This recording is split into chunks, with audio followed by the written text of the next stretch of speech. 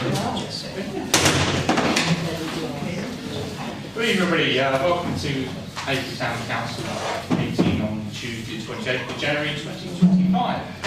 Before we start, I'd like to please note that this meeting is being recorded by the Town Council and, where possible, live streamed on YouTube.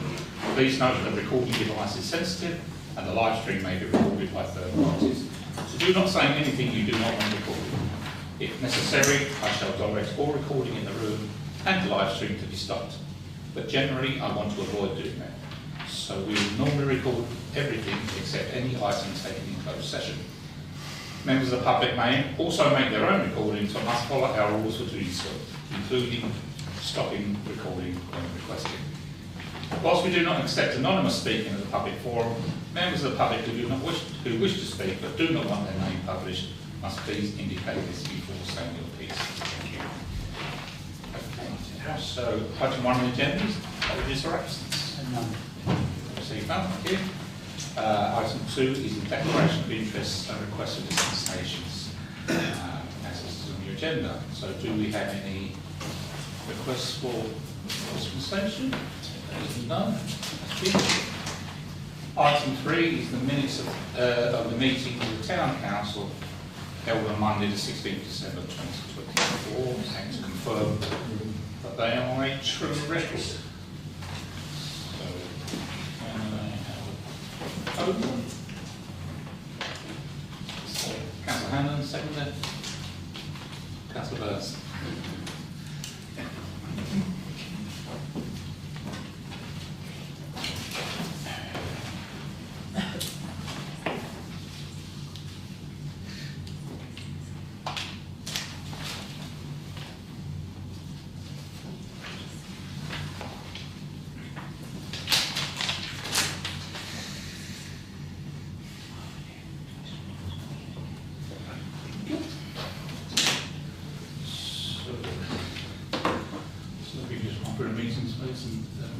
Minutes, any actions?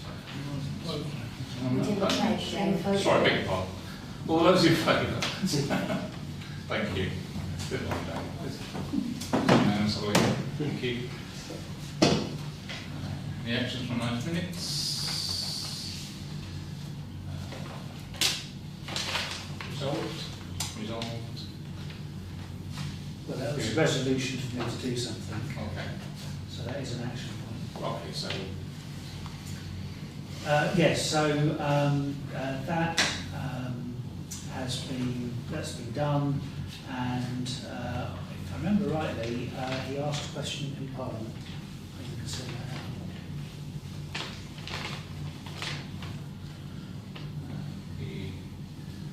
This one seeks obligation. Everyone, I must admit that personally that has slipped my mind. Whether it was Christmas or not, I don't know. Any other councillors, or sub-councillors? Sorry, is that one? So, which item? Sorry, the C24-170, second paragraph there. The actions for Suffolk District Councillors.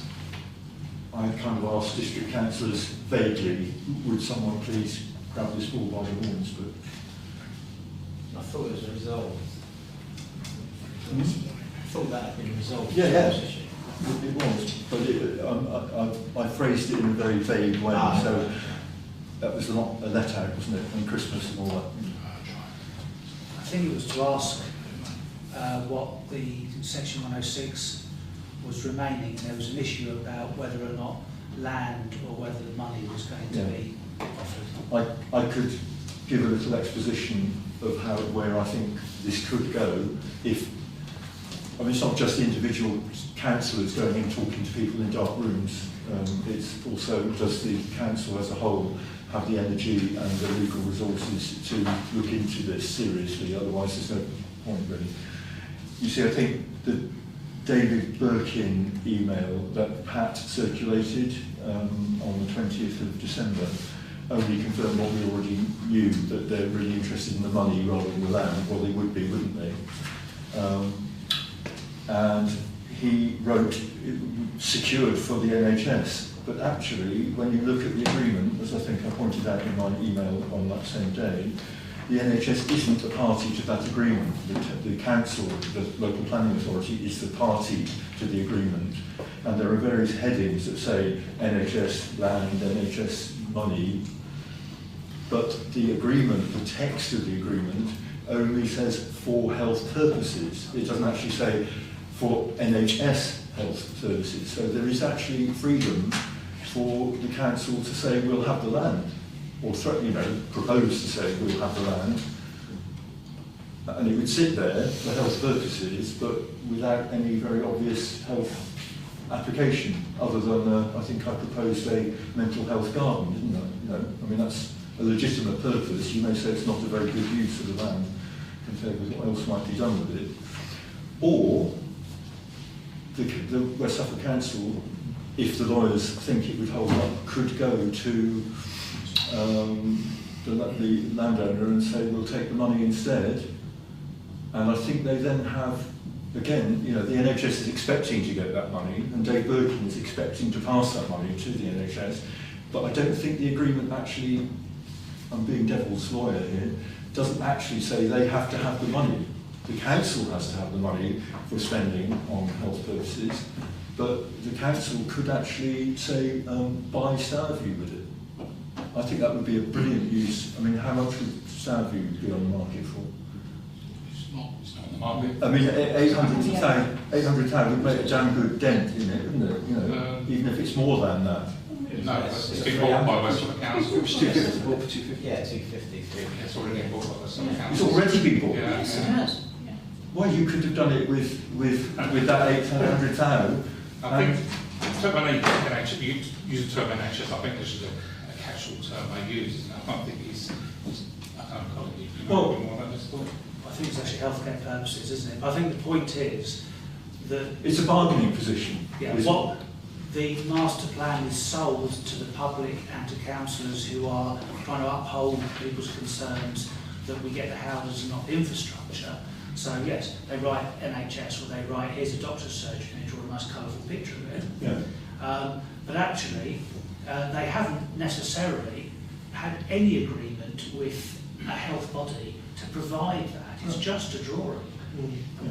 And so when it actually comes to the point, well, when are we going to get our primary school? When are we going to get our health setting? It's kind of, well, nobody ever said you were going to. But the developer drew a picture, and everyone said, oh, that's all right then. And that's what Nick Timothy wants to pick up on. Right, yes, Just as a point, I think it's probably worth pursuing with the legal team at West Suffolk exactly the status of what Councillor Stincham is talking about. We should be able to get a definitive answer on that, or if it is the case that the NHS has a direct claim on that, if it is targeted for health, then fine. But let's get any doubts removed. In days gone by, it wouldn't have been an issue, would it? I mean, West Suffolk Council isn't a healthcare provider, last time I looked, and the NHS was, so of course they'd get the money and they'd shovel it across all the land, or whatever they'd shovel across in that direction, wouldn't they? But given that the NHS isn't shoveling a load in the direction of Haverhill, it's I think a negotiating position worth seeing whether it can be adopted, to say, well, we'll have it because we don't see any evidence that you're actually going to spend it on Haverhill. That's right. Yeah, and this goes back to when North West and North East went through outline planning permission.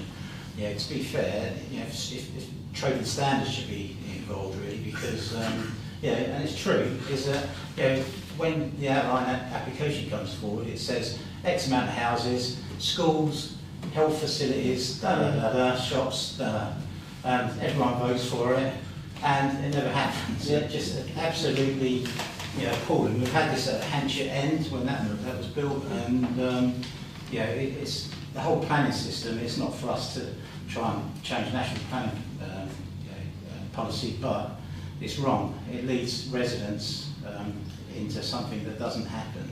To believe it's going to happen and it doesn't. That's what happened. Yeah, it's all about infrastructure. People saying we haven't got any infrastructure, and this is exactly why. Because we get it on the plans, but we don't get these things built. And quite right what Councillor Brown says about history. We want to stop that history. We want infrastructure. We've got so many thousand houses being built, and we want 2 surgeries is not going to be enough. So we want another surgery for a start, so we can get more GPs here for that amount of people. So really, yes, we should follow it up, and I second councillors on trying to get something on this as well. That's nice. Especially Councillor Mason, sorry, especially Councillor Mason said I'll second that. It might be a little bit unfair of me to clarify this. We are getting infrastructure. Ideally, we would have wanted it before the houses were built, and I think that's one of the main bones of contention. Builders like Persimmon don't tend to put all the roads in first and then build the houses. We are getting a school, we are getting a local centre, and from this meeting I wouldn't like people to think that there isn't any infrastructure coming in. There is. Regarding healthcare infrastructure, I agree entirely. But to say that there isn't any infrastructure coming in wouldn't be fair to say. I think this is under a specific plot of land we're talking about, the one on the set aside back there, because the health authority hasn't taken out the money will be spent elsewhere. Not necessarily. Is it in the town? I think it is being Well, the provision's getting spent in the town, but the point is that it's not the provision that the pretty pictures were that everyone said don't worry. So we talk about there's 2 surgeries in town, how could you get that number, that number of people working? It's a finite building.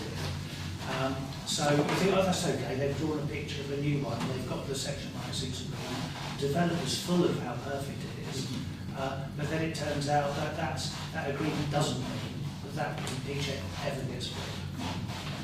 Just one quick one there. Some things do get built, and I totally agree with Joe on that one, but around the relief road, for instance, when that went to outline planning commission, I think that was 2014, John, is that right? Yeah. 2014. They said that would be delivered within 5 years, and where are we now? And it isn't written strongly enough into these documents when these things get passed to make sure that these things happen exactly when they should be. And we said that at the time that things weren't strong enough, and we were assured by officers that no, it will be done, we've got to get guarantees, we've got this, we've got that, and 4 or 5 years later. Just on that point Councillor Brown's raised, there was a thing of 5 years, and if they didn't build out 5 years, then the council had the money, Suffolk County Council had the money, and they, I don't know how it would go from there, but they would do something about it. Now, what? I had no idea on that. I just wonder if Councillor Mason can help us on that. Yeah, so for me the S106 was poorly written. It was the relief road should be opened by the 500 property or 5 years from the first spade in the ground. But it was that sort of language. And I think Persimmon took that to be, well, we don't have to put it in until there's 500 houses, when actually the spirit of it was whichever came first. And I had an email from Persimmon this week, somewhat unnerved because West Suffolk Council have now served a breach of condition notice. Now, with the relief road, there was a bond that Persimmon had to pay Suffolk County Council. And in theory, Suffolk County Council could say, right, okay, that's it, we're calling them a bond and we'll finish it. The problem with that is it will mean the relief road opens later. And actually, we all want it opened sooner. With the breach of condition notice, it is now appearing on residents' searches when they're either buying or selling properties, and it's causing some inconvenience and embarrassment. I am convinced Persimmon want this road finished, and they have said this last week that they are on course for a spring opening.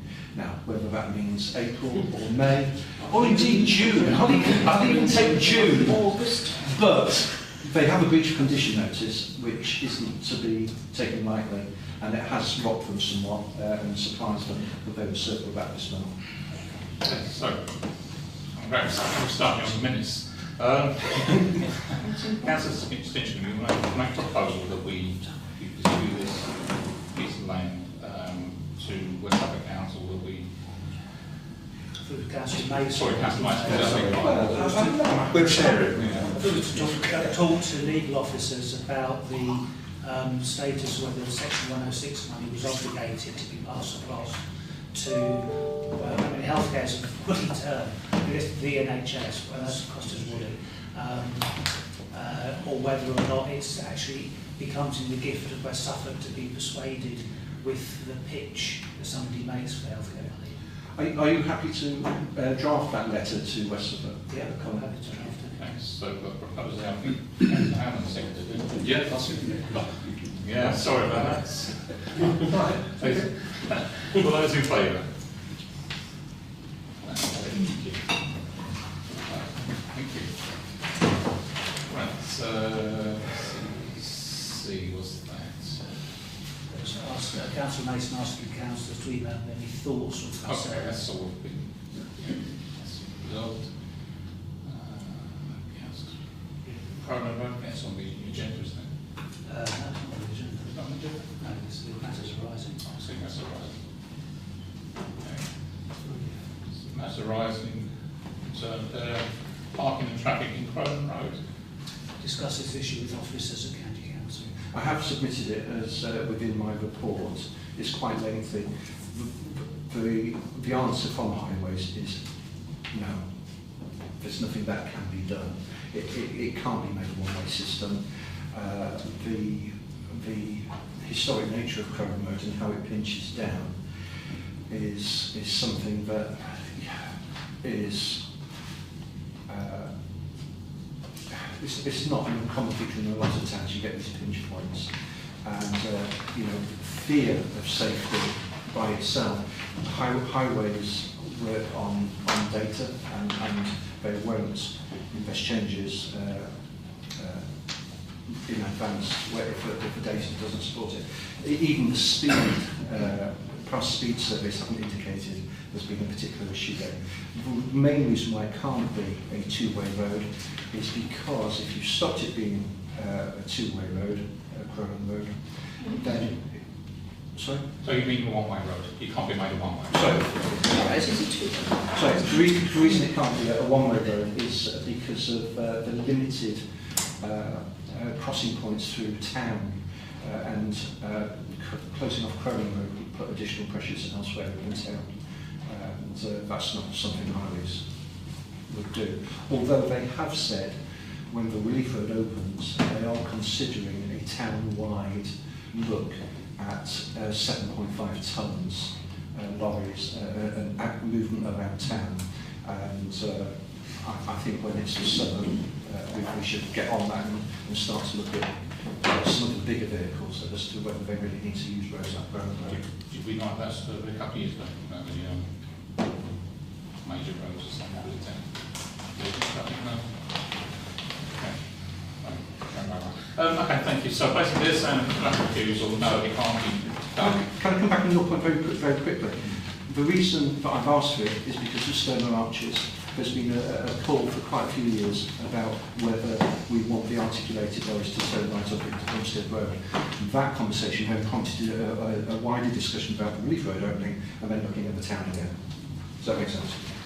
That's basically lack of evidence why they want to sort of cancel it.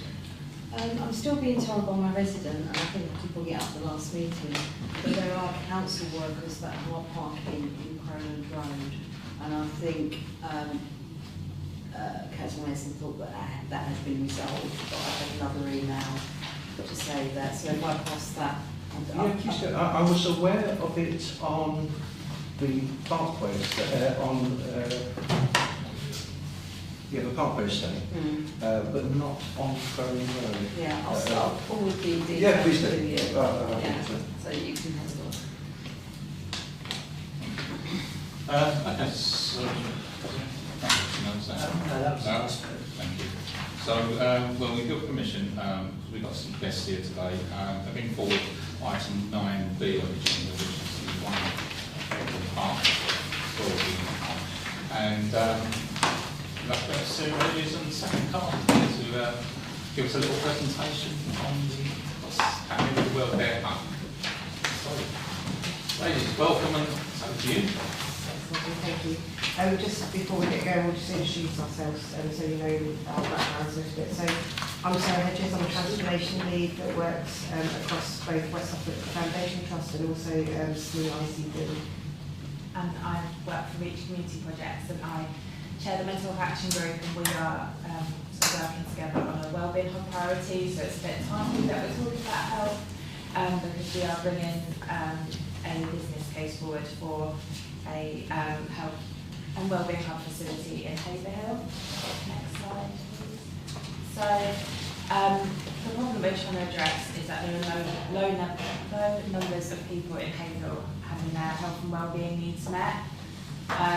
So this might be for mental health, physical health, and there is a need to invest in alleviating these issues within the town.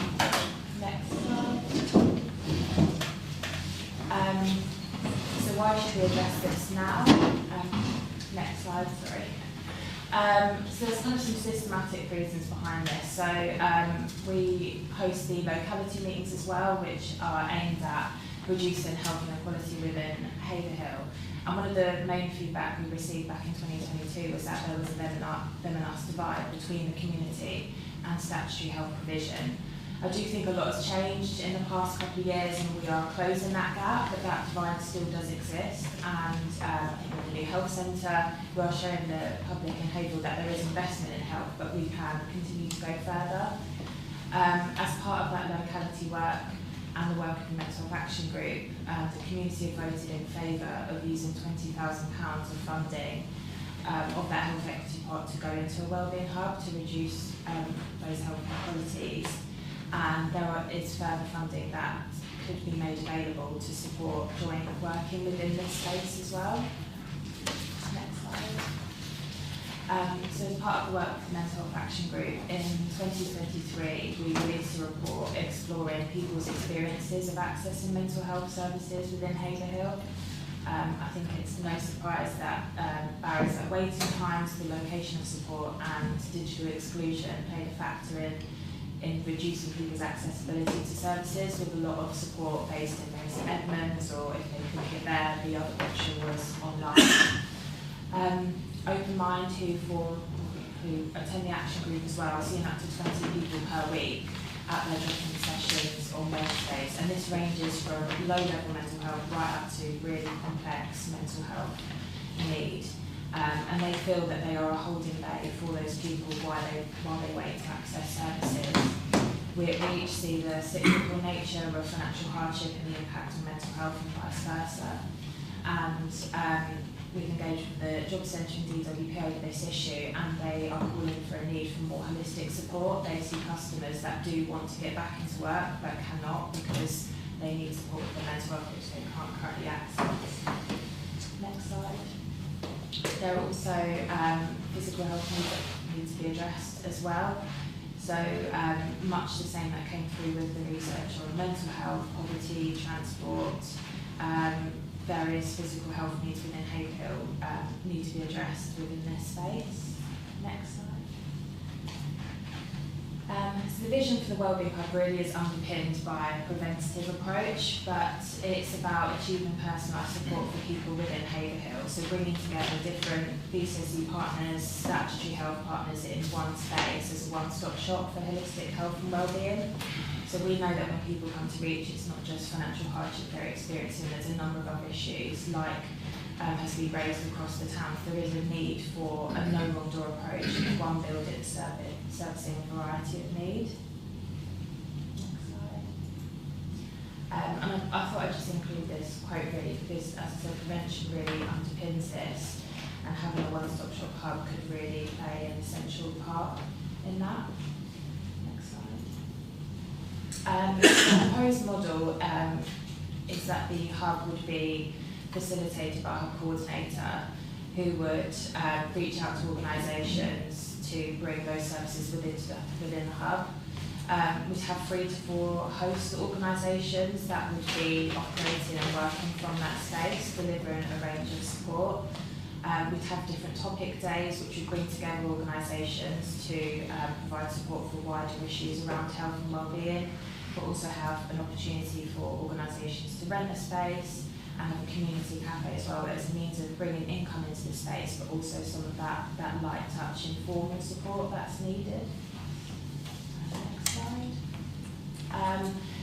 So I think it's important that we do have a lot of assets within Haverhill. We've just had a health centre which is up and running with lots of different statutory health teams in there. We've got the link on the high street which is providing really excellent, that community lounge approach. But there is a need for a wellbeing hub, that sort of step up and that in between really the link and the health centre to support people with their health and wellbeing needs. There's quite a lot on the screen in terms of anticipated outcomes and benefits. It wouldn't only achieve one of our priorities in the action group, but mental health was brought up in those wider locality discussions as well. It would also meet priorities of West Suffolk Alliance and those larger discussions around health and how health really should be delivered within neighbourhoods and communities, and would support that vision. Next slide. So I think it's all well and good saying we need another space in Haverhill to support people with their health and wellbeing, but it is important to consider and collectively manage that risk of opening a new facility in Haverhill. I think we're seeing wellbeing hubs pop up quite a lot in the East Suffolk. I think there's 3 new hubs in Leiston, Felixstowe and Lowestoft, I believe. So it's really the question today that do we want to pilot a wellbeing hub in the west of the county, and how we can all come together to provide mutual benefit for the residents of Haverhill, but also invest back into the town. So on the finances, and apologies, I'm no finance expert, I'm a physio by background, but we've pulled together some figures. This is a worst case scenario. We know Leiston have done it for 20,000 with a lot of goodwill of their community. So we know that there are possibilities if we can't find the funding for this. But the important bit is making sure that we're really clear on what those ongoing costs are. So yes, there'll be some start-up costs. We've already had interest in from partners about what they can feed in, whether that be time, resources, commitment to put on services within that space, working together, etc. But on the left-hand side is kind of our first year considerations. These figures are taken from working with the West Suffolk Council at the moment to try and work through our options. There are a couple of buildings that we potentially could move a hub into, but at the moment what we're trying to do is make sure that we find the right solution before we make sure that we've got the building there. But some of the figures are coming from some of those conversations. Next slide, please. So expected income. So at the moment we expect that we can pull in income through the host organisations, through hosting. There's some opportunities to have some office space, as well as bringing in people that can do some front-facing activity. And it's really important those hosts are the right hosts for a wellbeing hub. So we're looking at services that are already doing this work, but potentially in different places, maybe some of them out of Haverhill at the moment, so bringing different services in as well. But using that as our sustainability model so that the host tenants pay for the ability to have free one-stop shops where we bring partners all together to make that happen.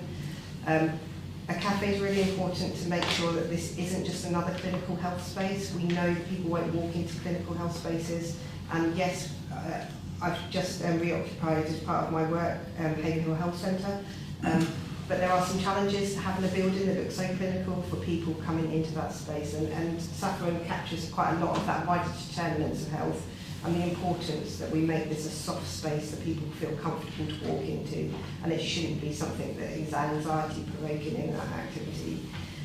Room rental is another great way that we can pull that in, and the seasonal rental. So we do lots of pop-up vaccination centres within health. We link up with other services that are looking to do seasonal activity, and it means we can step up our capacity within our health buildings, but also step down again. but we are at capacity for being able to do that in Haverhill. So we used last year at Haverhill Health Centre. The building is now getting pretty full, and therefore we have a gap within that ability to manage that seasonal activity. So seasonal rental is really important in that space. And then contributions from anchor tenants. So this is a truly integrated offer, and therefore we're looking at how do we bring different partners into that space that all sign up to the model of working together for more and getting that mutual benefit, whether that's public health from a health messaging point of view, or the hospital that's wanting to bring more and more services out to our communities closer to home, or whether that be our councils or our VCFSE providers. It's really important that we make sure that we have that. Now, one of the things that's come back really clearly from the Mental Health Action Group is our VCFSE providers can't afford anymore, and we really want them to. So we're looking at how we make that one-stop shop free at the point of access, so that we're taking away the boundaries and the barriers to services working closer together across statutory and voluntary sector. Next slide, please. So our key ask really today is of town council members to take responsibility on the building as a leaseholder. The building we've sort of earmarked is Towerview GP practice, which is being purchased by West Suffolk Council. But I think a gap in our proposal was having a head leaseholder to support that coordination and day-to-day use of the building. So that is our ask of council members today.